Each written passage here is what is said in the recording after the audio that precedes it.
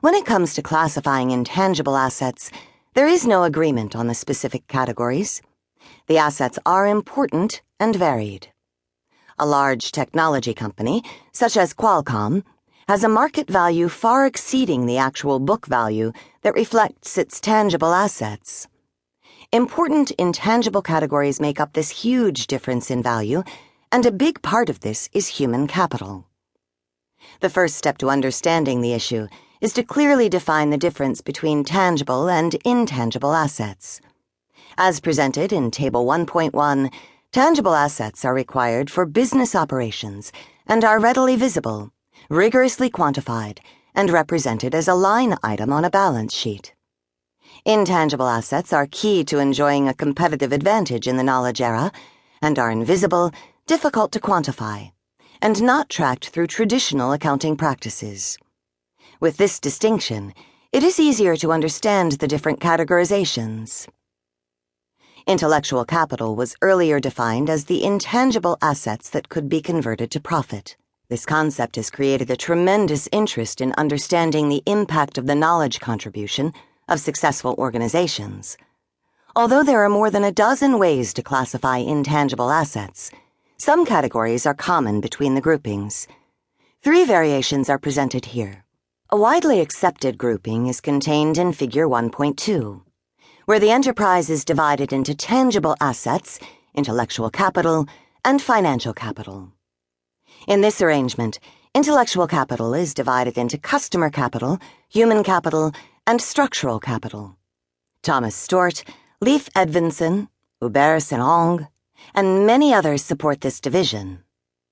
Figure 1.3 shows the elements of intellectual capital offered by another researcher practitioner in the field.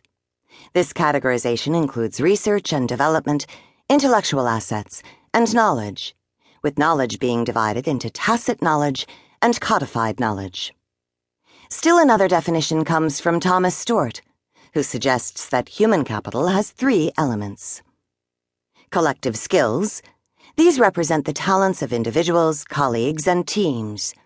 This essentially reflects the capability to build on the skills of others. Communities of practice. Organizations are made up of communities, and these communities of professional practice have become a recognized part of business life. The nature of knowledge will require companies to foster communities where there is a high level of candor and where corporate doublespeak has no place. Social capital. What transforms workers into colleagues is social capital. It is the stock of active connections among people, the trust, mutual understanding, and shared values and behaviors that make cooperative action possible. Whatever the definition, human capital is a significant part of intellectual capital, and intellectual capital is an important part of intangible assets. For organizations, especially knowledge-based organizations, intangible assets are often far greater than tangible assets. The bottom line is that we are in the knowledge era. Knowledge comes from humans, not machines, financial resources, or natural resources. The accounting dilemma. One of the problems of attempting to place a value on human capital stems from accounting standards. Both financial accounting, which appears in annual reports, and management accounting, which enables managers to take action, are inadequate for current organizations. Although there has been much discussion, the General Accepted Accounting Principles, GAAP, offered by the Financial Accounting Standards Board, FASB, are inadequate for placing a value on intangible assets, particularly human capital.